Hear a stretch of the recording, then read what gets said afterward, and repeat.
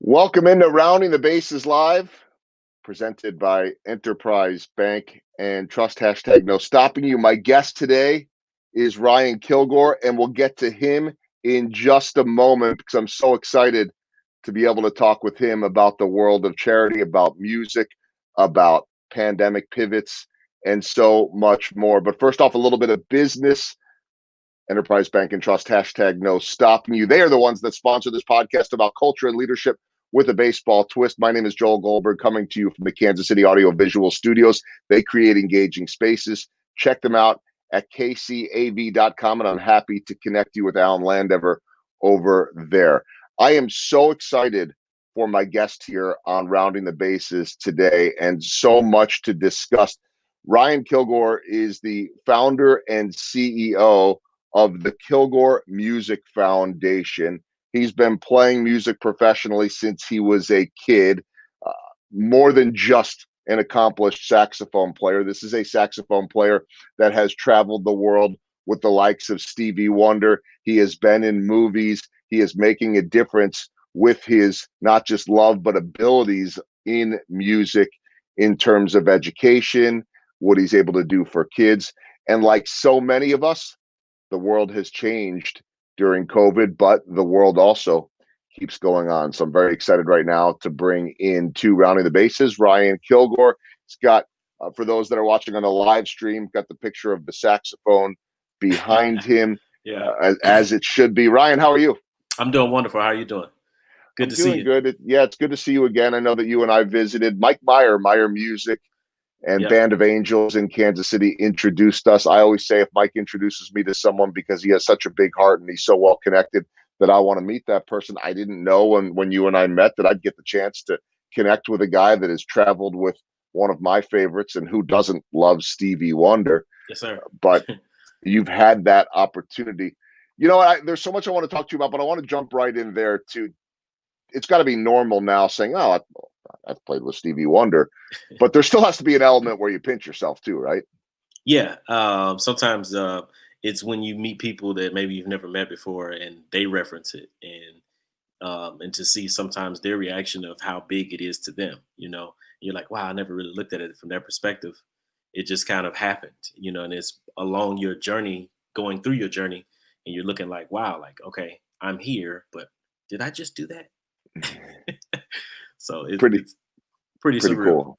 Yeah, and the way that I can relate, Ryan, is just that I'll on a regular basis have people say, "Wait, you met so and so baseball player, or you get to talk to him," and you understand that it's a big deal in the sense that it means so much to people. But the flip side of it too is that you understand that this athlete or this musician, Stevie Wonder, whoever it is, and I've been lucky enough in my career to have the opportunity to interview some big time actors and musicians and celebrities. And what you ultimately realize is they're living a unique life for sure. They're people, right? Yeah, yeah, they are people, and that's definitely one of the biggest things after spending time with people and after working with someone. You realize, everybody has good days, their bad days.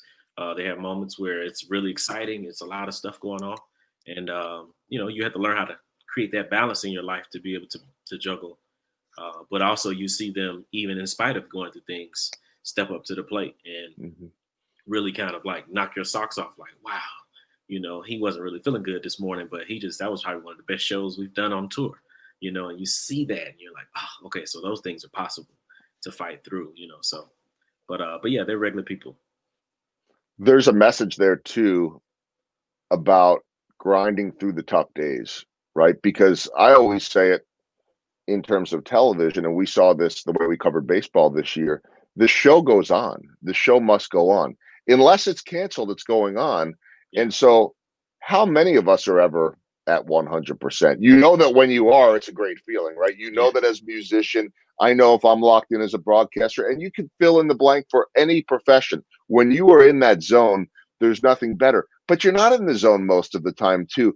And so I'm curious how that has changed here for you during the pandemic as a musician, as a, I think we can call you a philanthropist, an educator, activist, all of it. The world has changed. So, how have you been able to push through this?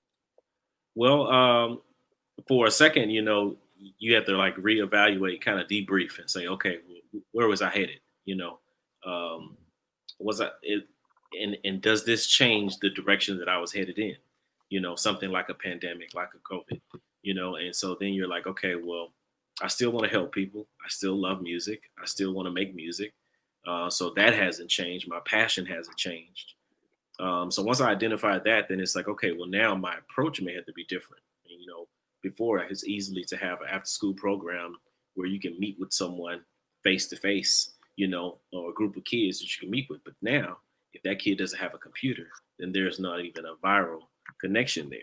So you're like, okay, well, now how do I create um, this desire to want to be a musician if they can't see it, if they can't feel it, if they can't be around it? So now we have to, you know, shift in the creativity of what we're trying to do.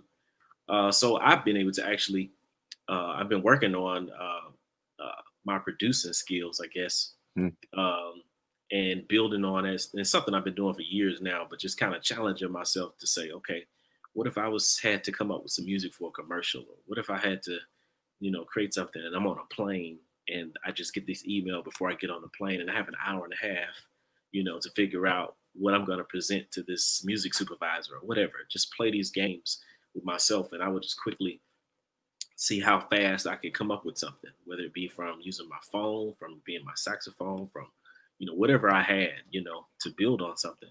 So that kind of grew into me more so building into production and building a catalog of music. So during the pandemic, I was able to really focus on uh, what kind of energy now can I put toward this part of my world. And from that standpoint, it's really opened my eyes to see myself as more than just a sax player, more than just a musician that plays with different artists. You know, there's some music that I can give to the world.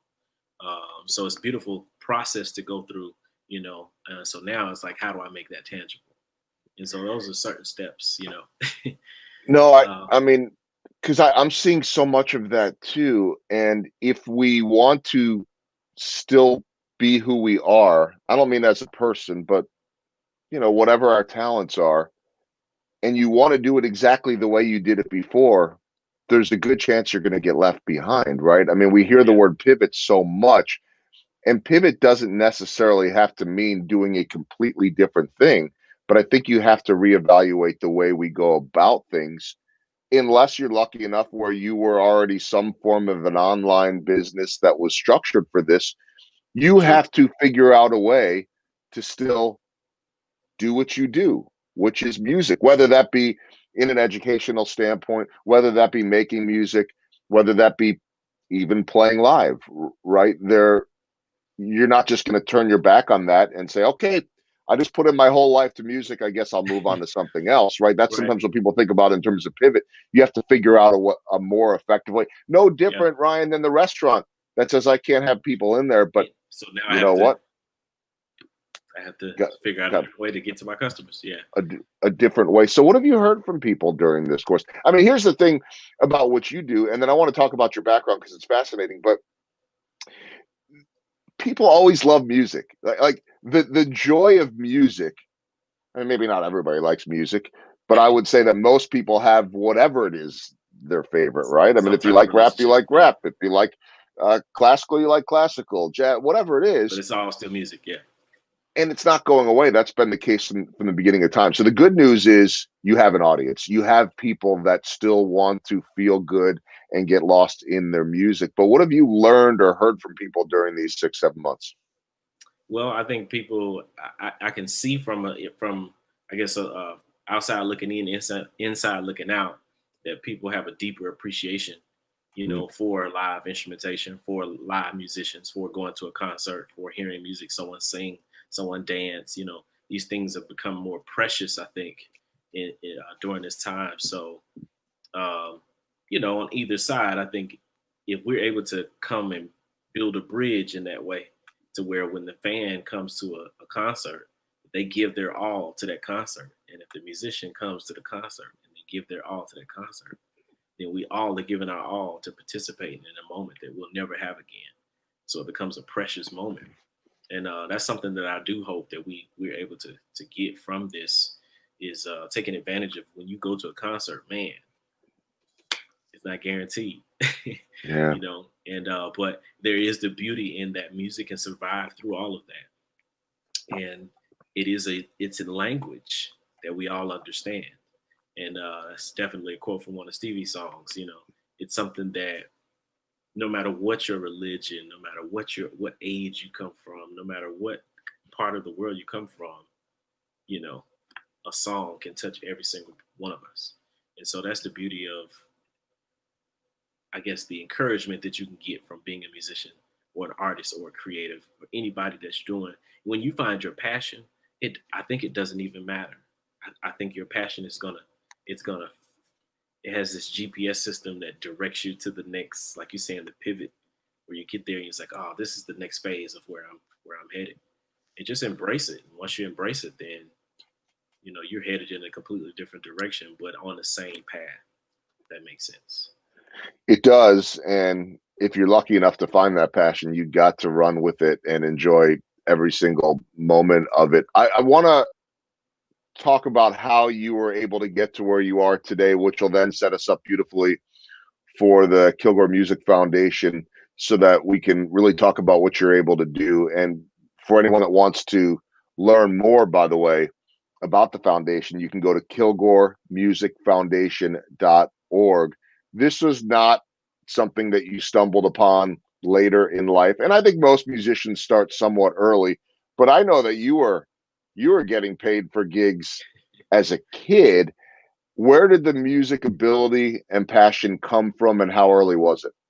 Oh man, I think based on my family's history, I'm trying to think of a good metaphor. I feel like there was music in the womb. There was so much. The music was already there, and I came into music. You know, and so my father played piano. I had uncles that played sax, other uncles that played drums, aunts and stuff that were in the marching band, cousins that were in the marching band played sax. I mean, it was just tons of just awesome music, just to walk into. So that's where the initial spark comes from. And then I remember seeing my uncle actually play the saxophone in the Air Force at a concert, big lights, he's being featured. And it just made me feel so good. I was so proud of him. I was probably like 7 or 8 years old. And I was so proud of him, and it was just like, man, like I want to do that. That looks exciting. And then I got a saxophone at age 10. And by the time I was 14, I was playing for weddings. And I just think the natural ability, the hearing of music, that language made sense to me. And so it was just able, the saxophone gave me the voice I needed to be able to speak to people. What was it about the sax that drew you to it over any other instrument? Well, I started off actually playing drums in church. Like most kids, they're sitting, right there by the drums. Like can't wait till the drummer gets off, and then you got your old wire hangers, and you break off the cardboard, and you make your sticks and stuff. And um, but I think the saxophone. So my mom really wanted me to be a singer, and so I was always kind of like, I don't know if I really want to sing, And the saxophone just kind of created an extension of the voice. I still heard the lead voice, but this was an opportunity for me to just create a different sound, and people love, the saxophone. So it just kind of, it fit what my desire was at the time. So, So it starts to build and build, and then you end up taking it to another level in college. But correct me if I'm wrong. If I remember from our conversation, you were getting pulled in some different directions there and maybe being encouraged to go elsewhere. You obviously made the right choice. And actually, I know that in some of your music, there's some fun stuff in there about basically questioning you for why you're doing what you're doing. Tell me about that, because you followed that passion and it really paid off. yeah, I just think doing some of that time, there were people sometimes when you have something that's very strong, you're passionate about. Not everyone sees it at the beginning, and they have their doubts, and it could be based on their personal experiences of what they've seen, the music industry or whatever affect people or those type of things. But I just always felt like I was strong enough. The people around me had me in a good environment in terms of me being confident in who I was, as much as possible. To know that just because I played the saxophone, I wasn't playing in church, that if I was playing in the world, that I could still be functionable, and not lose my mind. And I knew playing the saxophone because of the marching band, opened my eyes to a different world, to a performance world. Being able to travel in high school, be in the Olympics and the Macy's parade, those things, it's like, oh wow, okay, there's so many other things I can do. It's not offensive. It does not disrespectful. It doesn't, it enlightens me. It pulls the best out of me. I want to be great at this. Like, oh, it becomes you become like a magnetic field pulls you closer into what that passion is. And then once you start seeing the possibilities, of course, you get reminded along the way when people say that you can't accomplish something, or someone questions, your ideology of how you're seeing things, or your vision of how you're seeing it. And so that was just me just kind of paying tribute to those people, saying like, even though you said that, that was probably the fire that I needed in order for me to keep going and keep pushing and saying, oh, okay, no, I'm going to be great at this. Like, I'm going to figure out a way to make this happen. And at the same time, it's a funny little skit, to put it at a beginning of a record, to say you quit your job to do music, you know, uh, because I had heard that before, and it's just like, yeah, like I feel like, once I got that first gig at 14, I was like, oh, I know I can make a living doing this. I just have to do it enough to make it make sense.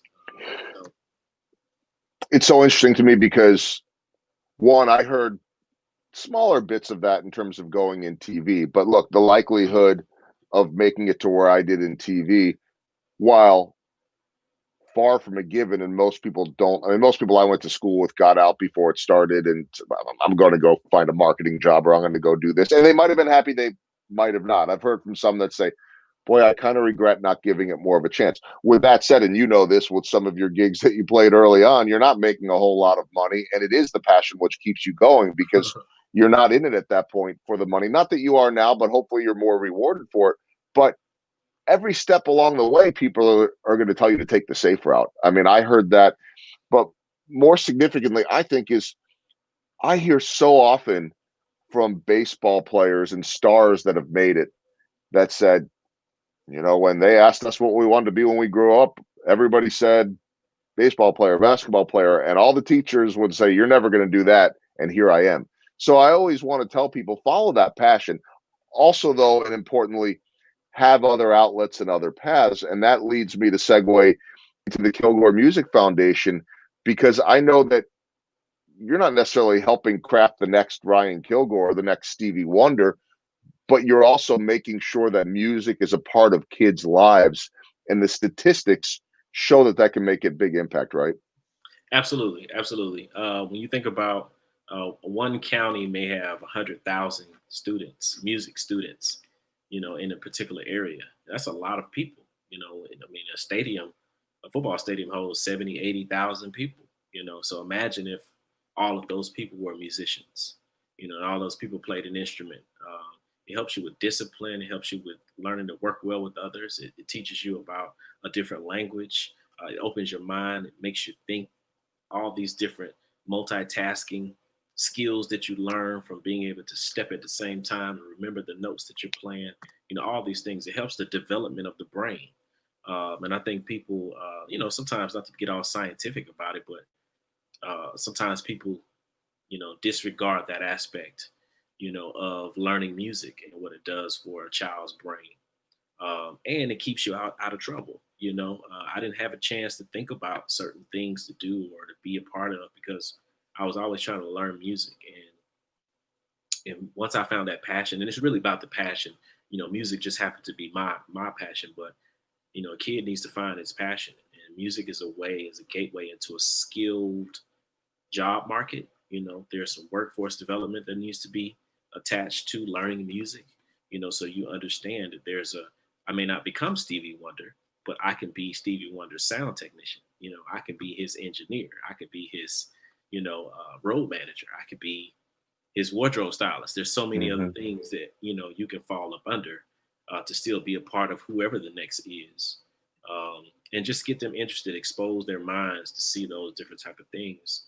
And that's what I learned being on tour. When I got on tour with Stevie, that was the first major tour that I had done. And so to see other people doing their jobs along the way, you're like, wow, he's surrounded by all these great people, but they're good at what they do across the board that makes the whole machine happen.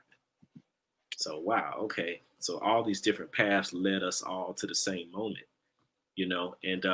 and so to me, music, getting instruments that have been in people's basements, the garages, their, all these places where it's collecting dust. Now, to me, that instrument represents a child, it represents a student, it represents a senior citizen, it represents someone that wants to develop their brain, and someone that needs to have a different outlet just because it's their passion, because they want to play for a wedding, they want to play for their mother. I've had all kinds of people that, say, "Hey, I just want to play my wife down the aisle." How much time can you help? Those type of scenarios. But the foundation really, it has given me the outlet to actually give, and to give someone else an opportunity, share my story with them, but give them an opportunity to have a dream and a vision. And that's what I'm most excited about. Well, I know I mentioned our mutual friend Mike Meyer, and Yes. he talked, and he runs Band of Angels, and he said there's not a better human being in the music business Uh, than Ryan Kilgore. His heart and talent are huge, and he spent 3 days helping and talking with kids in KC in 2017 for Band of Angels. And he sent me a picture. Not everyone that's listening on iTunes, Spotify, and on the audio stream will get to see this, but I'll pop it up and you could describe it, because, and the reason why I wanted to ask you, this is a picture of you presenting oh yeah. a kid an instrument up on stage, big smiles, looks like a lot of emotion too. And I'm just Oh yeah. wondering what that emotion for someone like you is, to be able to know that you're making an impact in someone's life. Wow. I remember, it's like when you have something that could potentially be taken away, when you're renting an instrument, when you, I mean, it's like when you get your first car, and when something's not yours, you don't feel as connected to it, you know. And there's a lot of people that go through life that never really get a chance to have something that belongs completely to them.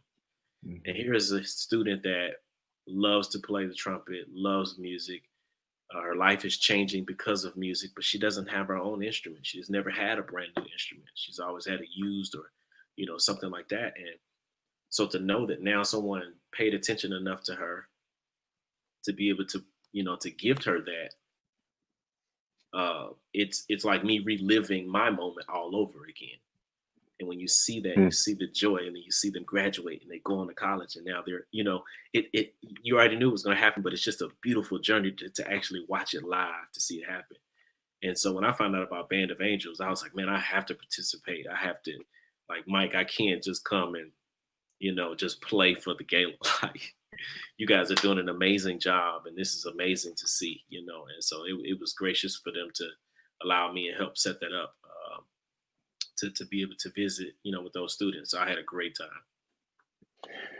So I know that that has to be part of the purpose, right? And being able to impact lives that way. And so I want to ask you one more question about the foundation before I move to the baseball themed questions. But how how much has this foundation or your passion for it grown? How much has that given you the energy? Because I know that you could love playing music all you want, but like you said before, you're going to have bad days. You're going to Yeah. have days where you don't feel it, and you still have to be able to deliver. I equate that to the pitcher that says they don't have their best stuff, but that Yeah. they actually feel more gratification for grinding through that versus the complete game shutout, because they had to dig down deeper. Those are tough days, though, too. But how much does something like the Kilgore Music Foundation fuel you on a daily basis? Well, I mean, it's definitely grown, because initially, it started off with the instruments, and then of course, I'm a dreamer, I'm a visionary, and so as I travel and I see other programs, and I got a chance to kind of really fill out some different things and go to different concerts and just see different cultures. You realize this is not just a problem for one community. This is a global, uh, situation, where music and music programs are being devalued, and they're being stripped away of funding, and kids not having that group of people, again, 100,000 people maybe in one county. So imagine that in different little bubbles around the world. So it's like, how do we become a global foundation? How do we become, somewhere where we're able to tour and go and see different music programs and consult with them and, build out, how to revive your music program, those kinds of programming. So it's definitely grown, in that sense. But as well, even musically, we're preparing to release next year our first foundation album, which I'm excited about. And this will benefit the foundation and, just kind of bring awareness to what we're trying to do, and how we can help each other. And that right there is the passion of being able to go to the children's hospitals, going to the prisons, going to the substance abuse facilities, all these different places where people are forgotten about. And we play music and we get free concerts and we do all these different things. So it's really become like a refreshing feeling that I get a chance to get in return, for doing those type of events. So it really is exciting to be and see those genuine smiles because you play someone's favorite song or you make them remember when they were a kid. And, that kind of stuff is the payment, from the foundation side. So I'm excited about continuing that after, we get through this pandemic. So Remind everybody that you can find out more information on all of what Ryan and the foundation are doing at kilgoremusicfoundation.org. I want to hit you with these baseball themed gotcha. questions now. Time for the baseball themed questions brought to you by Kissick Construction, trusted team, reliable partner. Check them out at kissickco.com. As we're recording this right now, the Atlanta Braves, I know, were eliminated a couple of days ago. I don't know if you're a Braves fan being down there or not. I was pulling for them, by the way, because their hitting Yeah. coach is a friend. Kevin Seitzer, short, but very entertaining team. You don't have to talk about baseball, though. My question to you is this, and if people are listening, they won't be able to see the pain in Ryan's face as an Atlanta native. But how about for you in terms of your career musically? What's the biggest home run you've hit? I would say definitely landing the Stevie Wonder gig, being able to uh, also be featured on his Live at Last DVD that we filmed in London. It was a beautiful story that goes with that, but just excited that that was something that I can hang my hat on to say I was a part of. So That what's the story? What's the story that went with that? Oh, okay. So I was actually on the road touring with Tyler Perry, and Stevie called, and I had to leave. I was able to leave the tour, go do a performance with Stevie, and then we toured that summer. So as we're touring throughout the summer, as I'm leaving on the other production with Tyler, they decided to downsize, and so one of the musicians was going to get let go. But at the same time, on my side, they asked would I go to Europe with them during the same time frame. So this is like both tours were going on at September at the same time. So I was like, okay, well, this is an easy fix. Hey man, go ahead and let me go. Let this gentleman keep the job. I'm gonna go ahead and go with Stevie, and then we go on that tour. So we start that tour. We get on the tour. About 2 weeks into the tour, they say, "Oh, by the way, we're gonna film a DVD while we're here." Like, what? How ironic is that? That what does that mean? What do you mean we're filming a DVD? And you go from 4 cameras to like 16 cameras. There's all this extra lighting and stuff going on. They're like, this your wardrobe? We got to do 2 nights of taping, all these things. And then you're still in disbelief. It's still just a regular show on the tour, but it's really not a regular show. This is something that they're trying to sell, and place into the marketplace for the rest of the world to see. And so I remember being the next year. This was 2008, 2009. I remember when it came out, and a friend of mine, one of my best friends, calls. He says, "Man, I'm in Best Buy, and they have you guys all on the big screen with the whole 20 TVs full of the Stevie Wonder concert." He said, "And I'm sitting on the couch, just basically watching my boy play with Stevie Wonder." And it was just like, oh man, like, how did this happen? Like, I can't believe this happened. So that was probably one of the bigger moments, in my career. Definitely a home run that I was able to share, making sure someone else, a friend of mine, a colleague, kept his job and as well got an opportunity, and not knowing that that was going to be the outcome. So that was a blessing. Yeah, you made a choice to help somebody else out. Oh, by the way, you get a chance to end up on Stevie Wonder's DVD that people will see forever and Yeah. ever. So pretty cool stuff. Okay, how about a swing and a miss, and what did you learn from it? Okay. So let me see. Swing and a miss. I would say I had an audition for Justin Timberlake, Hmm. and uh, this guy got this call on a Saturday night around 11:30 p.m. And he says, "Hey, are you available for an audition on Monday?" And I'm like, "Well, yeah, cool." And I live in Atlanta, and they're like, "Well, the audition is in L.A." I was like, "Oh, can you get there?" I'm like, "Oh, it's Saturday night, okay." And I had just left my job actually, and so we're probably a month in of me leaving my job, and I'm like, "All right, well."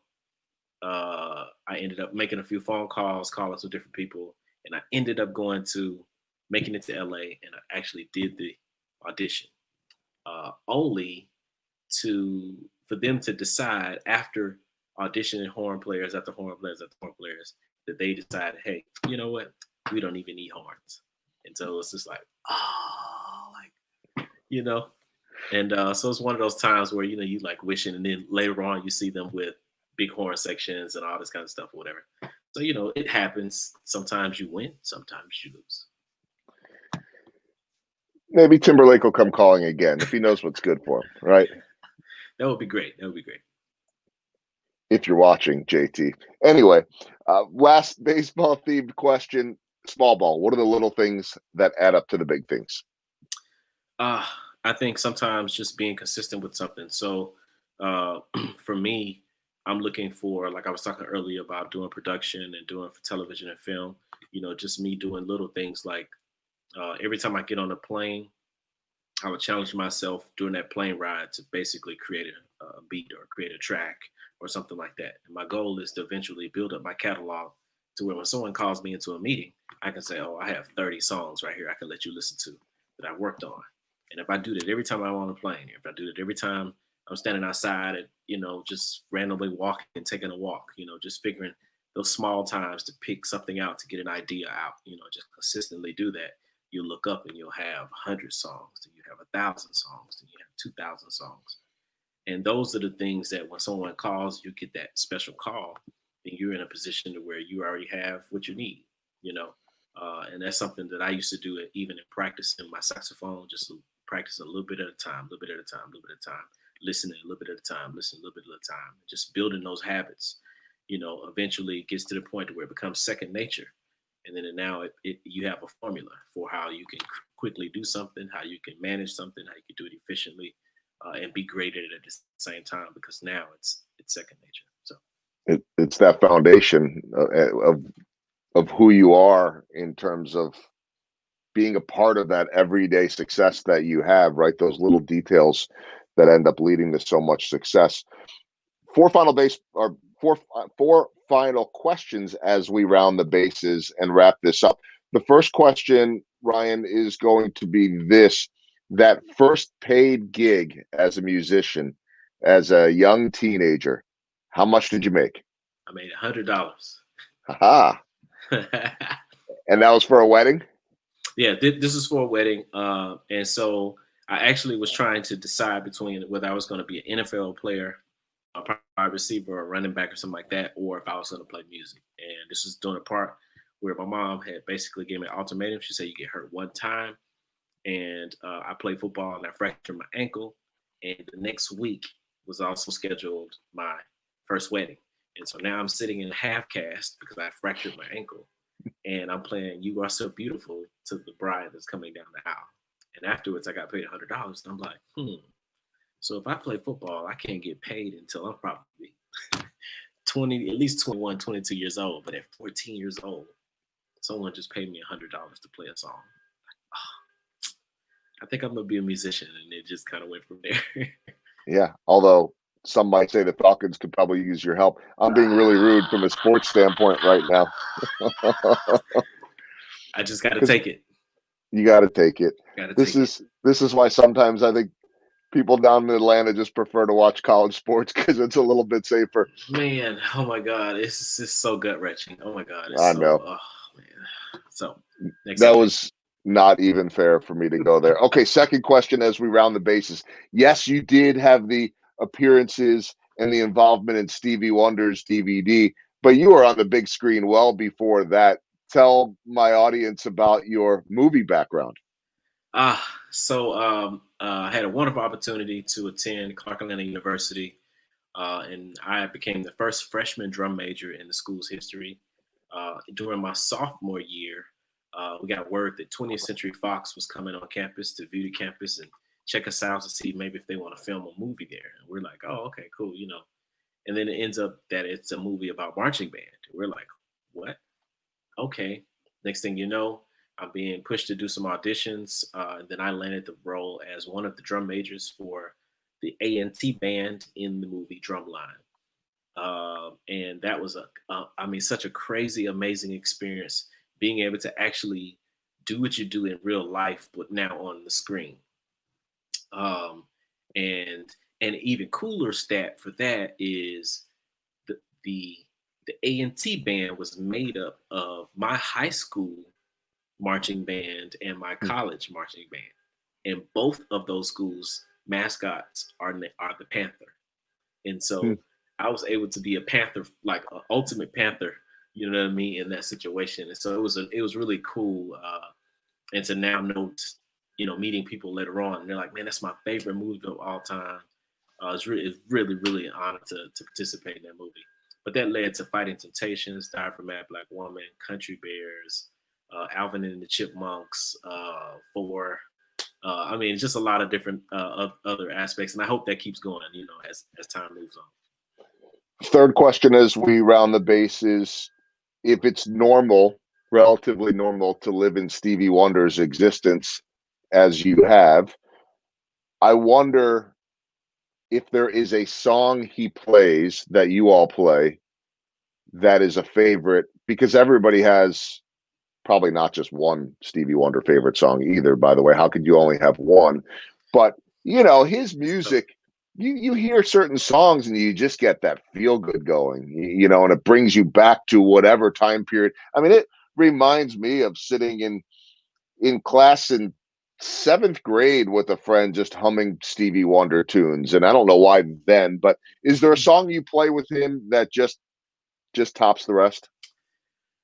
Oh man, I would say as you were saying that, I was thinking, man, there's so many moments. A show with Stevie is about 2.5 hours, you know, and uh, and so of course, you know, with so much music, he's going down a list of hits after hits after hits after hits after hits. I was like, oh my god, like, you know, even as a fan, you're just like, I can't believe that this guy has this many songs that And you're playing them. everybody loves, and you're playing them, you know, that kind of thing. So, but also as a fan, I would say Overjoyed is definitely one because there's no horn parts on Overjoyed, but I'm usually still on the stage when he's performing that song.